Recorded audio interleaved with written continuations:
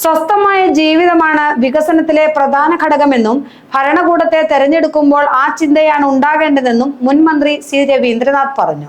മതനിരപേക്ഷ സർക്കാരാണ് അധികാരത്തിൽ വരേണ്ടത്.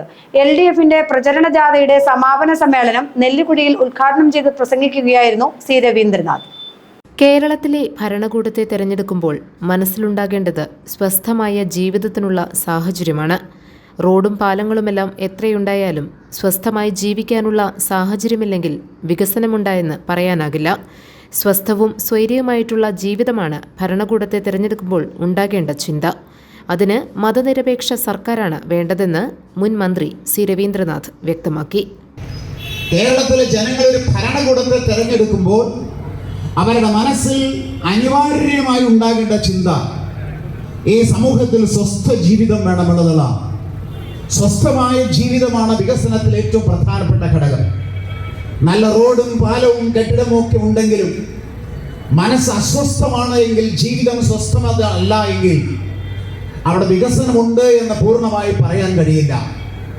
അതുകൊണ്ട് സ്വസ്ഥവും സ്വൈരവുമായിട്ടുള്ള ജീവിതമാണ് പ്രിയമുള്ളവരെ ഒരു ഭരണകൂടം തെരഞ്ഞെടുക്കുമ്പോൾ നമ്മുടെ മുന്നിൽ ഉണ്ടാകേണ്ട ഏറ്റവും പ്രധാനപ്പെട്ട കാര്യം.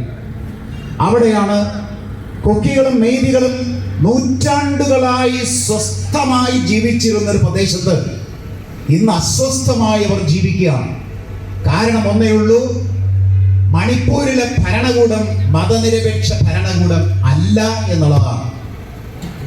ഇതാണ് ഓരോ തെരഞ്ഞെടുപ്പിലും നമ്മുടെ മുന്നിൽ ഉണ്ടാകേണ്ട ഏറ്റവും പ്രധാനപ്പെട്ട ആശയം.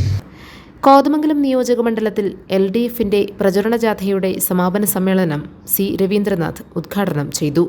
നെല്ലിക്കുഴിയിൽ നടന്ന സമ്മേളനത്തിൽ ജാഥ ക്യാപ്റ്റനായിരുന്ന Antony John MLA, PT Benny, NC Cherian, KA Joy തുടങ്ങിയവർ പ്രസംഗിച്ചു. ജോസ് കെ മാണി നയിക്കുന്ന വികസന മുന്നേറ്റ യാത്രയുടെ പ്രചരണത്തിനായാണ് 4 ദിവസങ്ങളിലായി പ്രചരണ ജാഥ സംഘടിപ്പിച്ചത്. കഴിഞ്ഞ 10 വർഷക്കാലം ഈ കേരളത്തെ കൈപിടിച്ചുയർത്തിയ സഖാവ് പിണറായി വിജയൻ ഗവൺമെന്റിന്റെ 10 കൊല്ലത്തെ വികസന നേട്ടങ്ങൾ അത് ജനമധ്യത്തിൽ വിശദീകരിക്കുവാൻ കഴിഞ്ഞിട്ടാണ് കേരളത്തിൽ കാസർഗോഡ് മുതൽ തിരുവനന്തപുരം വരെ 150 മണ്ഡലങ്ങളിലും കടന്നു പോകുന്ന 3 ജാഥകളിൽ ഒരു ജാഥയായിട്ടുള്ള ആറന്മുളയിൽ നടക്കുന്ന കേരള കോൺഗ്രസിന്റെ അധ്യക്ഷനായ ചെയർമാൻ ശ്രീ ജോസ് കെ മാണി ആറന്മുളയിൽ നിന്ന് കേരളത്തിന്റെ പ്രിയങ്കരമായിട്ടുള്ള മുഖ്യമന്ത്രി സഖാവ് പിണറായി വിജയൻ ഉദ്ഘാടനം ചെയ്ത് ഈ കടന്നുവരുന്ന പട്ടാളങ്ങളിൽ ചെല്ലാൻ GTV ന്യൂസ് നെല്ലിക്കുഴി.